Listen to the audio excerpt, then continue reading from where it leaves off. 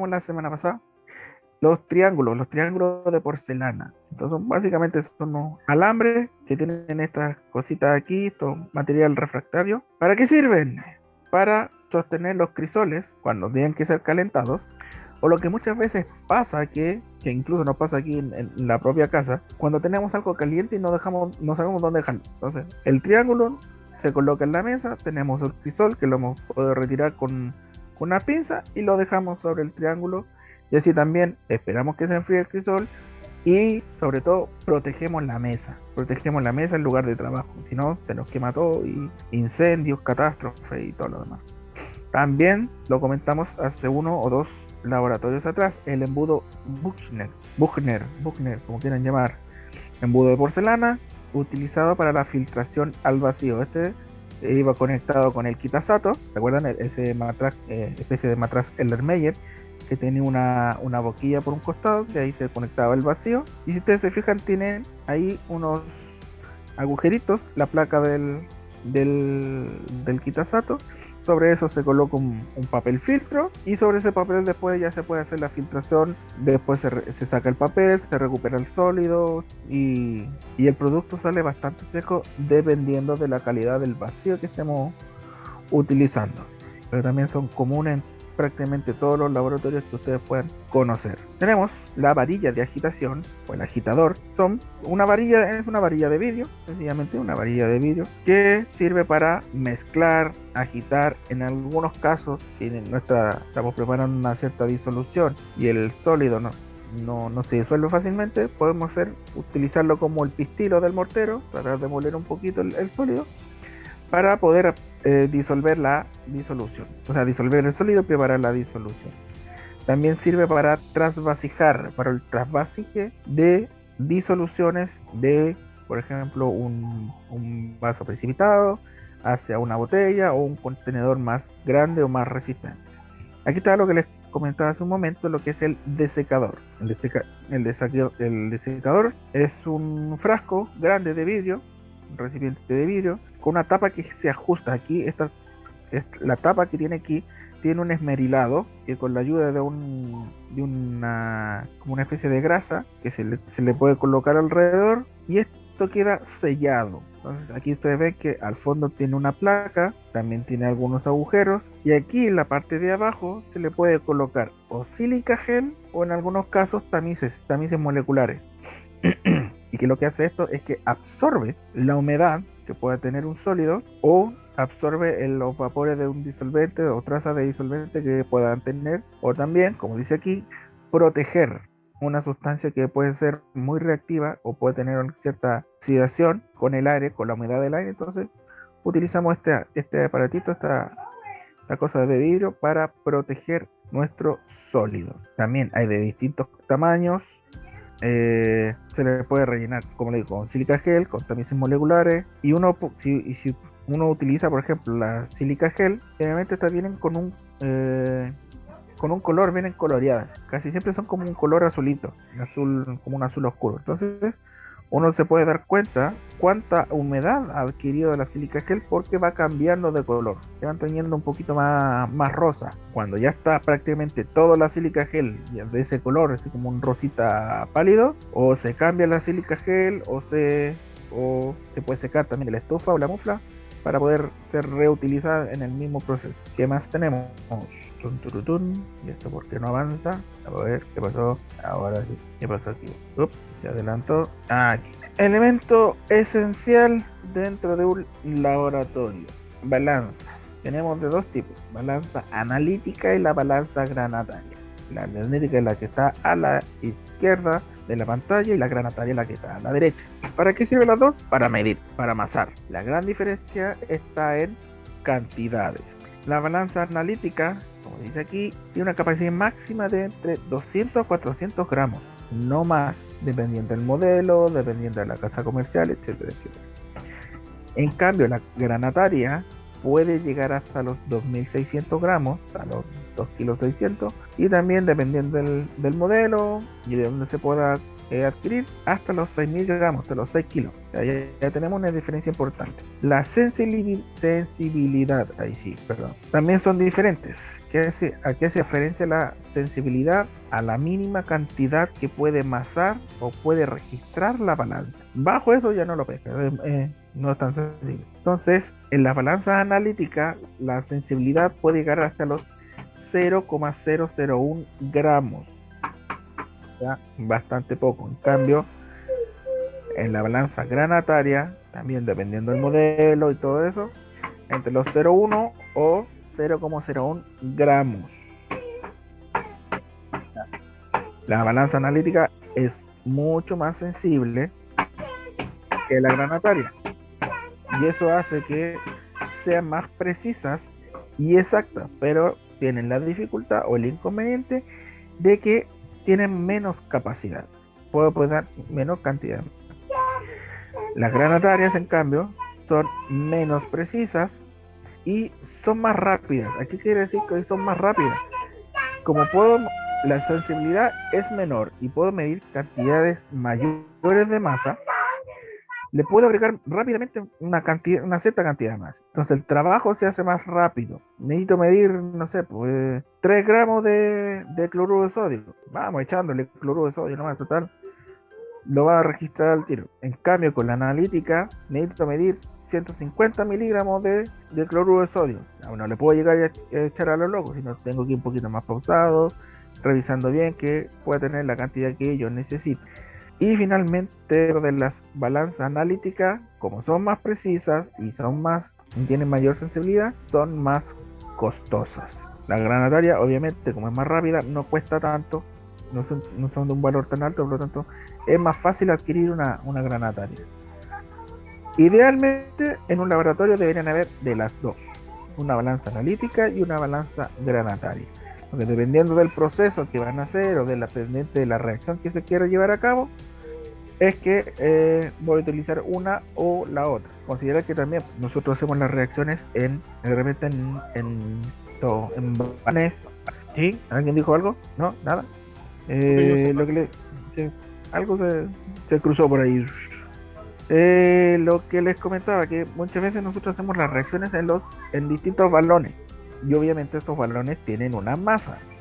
Y muchas veces la masa del balón no es posible medirla con la balanza analítica. ¿Por qué? Porque nos pasamos del máximo permitido. Si no, entonces tenemos que usar la granataria. Entonces ahí, por proceso de diferencia, de cuánto pesaba el balón cuando estaba vacío, cuando estaba con el producto, etcétera, etcétera, ahí deberíamos calcular cuánta masa tenemos. Entonces por eso es indispensable que tengamos estas dos balanzas. Y si ustedes se fijan, la balanza analítica tiene estas especies como de paredes de plástico, que lo que hacen es proteger justamente donde se va a amasar. ¿De qué cosa? Del aire, de las corrientes de aire, de que puedan caer sustancias extrañas dentro de la balanza que me van a afectar mi medición. Bueno, ustedes saben, y si no se los digo, que tanto la analítica como la granataria deberían estar en un lugar específico del laboratorio donde no haya corriente de aire, donde no haya muchas vibraciones, que el lugar, la mesa donde van a trabajar o van a amasar sea estable, que no se mueva mucho, porque si no, obviamente eso les va a afectar a su medida. Entonces, les quiero mostrar aquí un pequeño videito. Ustedes recordarán que es una disolución, ¿cierto? ¿Qué es una disolución? ¿Se acuerdan o no? Profe, creo que es cuando a un solvente se le agrega un soluto para diluirlo, o nada que ver. Sí, no. Primero que nada, ¿qué es una disolución? Una disolución es una mezcla. ¿Es una mezcla de qué tipo? Una mezcla de tipo homogénea.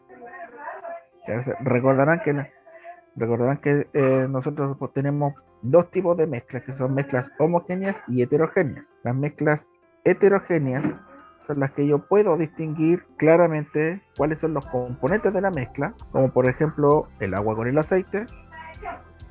Y las mezclas homogéneas son aquellas que yo no puedo distinguir a simple vista cuáles son los componentes que forman parte de la mezcla, como es el agua con la sal o el agua con el azúcar. Y lo importante es que en una mezcla las propiedades de las sustancias que forman parte de la mezcla se mantienen. Entonces, una disolución, tal como dijeron, es una mezcla de tipo homogénea, en donde un soluto se le agrega a un disolvente. Entiéndase el soluto como la especie que está en menor cantidad en la disolución, y el solvente es la especie que está en mayor cantidad en la disolución. Entonces nosotros tenemos dos formas de preparar, o sea, en resumido, dos formas de preparar disoluciones. Una es a partir de una especie sólida y la otra es a partir de una especie líquida. ¿Cómo vamos a preparar o cómo preparamos una disolución a partir de un sólido? Primero que nada necesitamos hacer los cálculos necesarios para saber qué concentración necesitamos. Es lo principal. O sea, si yo quiero preparar una disolución a una determinada concentración, debo hacer los cálculos para saber cuánto de disolvente necesito, cuánto del soluto voy a necesitar, etcétera, etcétera. Una vez que tengo los cálculos, yo maso en el vidrio reloj la cantidad del sólido, del soluto que necesito. Una vez que ya he masado esa cantidad de sólido, yo lo agrego a un vaso precipitado, a un matraz Erlenmeyer, y le agrego la mínima cantidad de disolvente para lograr la disolución. O sea, imagínense, yo tengo un platito, yo tengo un plato chiquitito, vidrio reloj, lo agrego en un vaso, y a este vaso precipitado le agrego una pequeña cantidad del disolvente que necesito para disolver. Si quedan algunos restos del sólido en el vidrio reloj, estos se pueden arrastrar con una piseta. La piseta es una botella de plástico con una boquilla donde normalmente tienen agua, que es el disolvente que casi siempre se utiliza. Cosa de que no perder prácticamente nada del soluto y mantener la concentración que necesito al final. Con la varilla de agitación yo logro o ayudo a la disolución del sólido en caso de que sea de difícil disolución.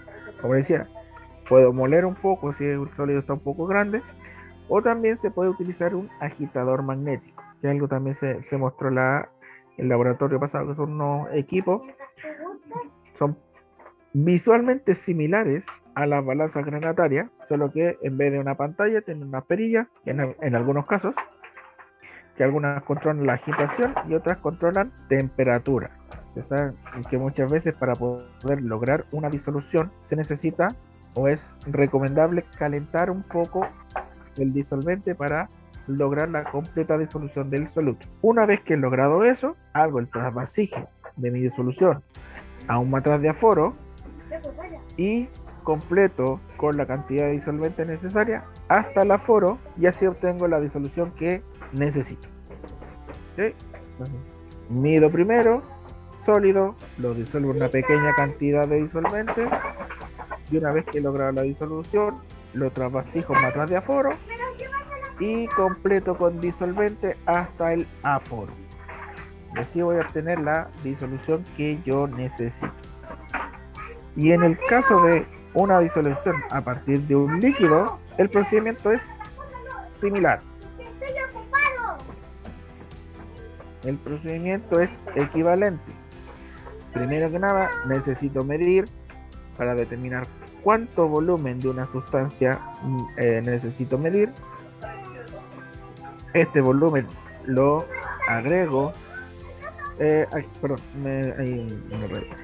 Muchas veces se recomienda que, ya sea tanto de especies sólidas o especies líquidas, no sacar directamente del recipiente en que viene, sino, por ejemplo, colocar una pequeña cantidad, aproximadamente lo que yo necesito, por ejemplo, no sé, si quiero preparar una disolución de ácido sulfúrico a una cierta concentración, se recomienda sacar una cierta cantidad del ácido sulfúrico en un vaso precipitado, y es desde el vaso precipitado es que yo mido con una pipeta, ya sea graduada o volumétrica o con la probeta, cuánto necesito para medir, o sea, cuánto necesito del ácido sulfúrico necesito para preparar la disolución.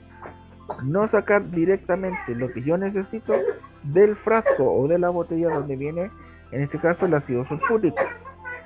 Y esto básicamente se hace por Esto básicamente se hace para que evitar de contaminar el reactivo o el soluto que yo voy a utilizar. Ustedes saben que muchas veces cuando se está trabajando, muchas veces en el apuro, uno utiliza una pipeta o una probeta o algo y lo deja ahí en el mesón, después sigue trabajando y después no se acuerda y toma la pipeta que ya había usado y le mete en otro reactivo, en otro frasco. Entonces, para evitar problemas de contaminación, porque contaminar, por ejemplo, una botella, como decíamos, de ácido sulfúrico, que puede ser una botella de, no sé, de 1 litro, contaminar 950 mililitros, por ejemplo, es básicamente botar a la basura esa cantidad de ácido. Y como ya le hemos comentado antes, reactivos, disolventes, etcétera, etcétera, no son baratos. Entonces, para evitar contaminaciones, evitar tener problemas, o que después alguna reacción no me funcione por algún problema de contaminación, lo ideal siempre es sacar una pequeña cantidad, aproximadamente lo que similar a lo que yo necesito, y a partir de ahí medir para preparar mi solución. Entonces, como digo, entonces saco una cierta cantidad del líquido, mido con la pipeta graduada volumétrica o con la probeta, lo agrego en un matraz Erlenmeyer con un vaso precipitado, nuevamente le agrego una mínima cantidad de disolvente para lograr la disolución y finalmente hacer el trasvasije otra vez al matraz de aforo, añadir lo que necesito o lo que me falta de disolvente hasta el aforo y así obtengo la disolución a la concentración que yo necesito. Entonces, ustedes se dan cuenta, las dos formas son equivalentes en preparar una disolución. Entonces, supongo que dejo de compartir aquí. Como decía, tengo la versión FOME que en el PowerPoint.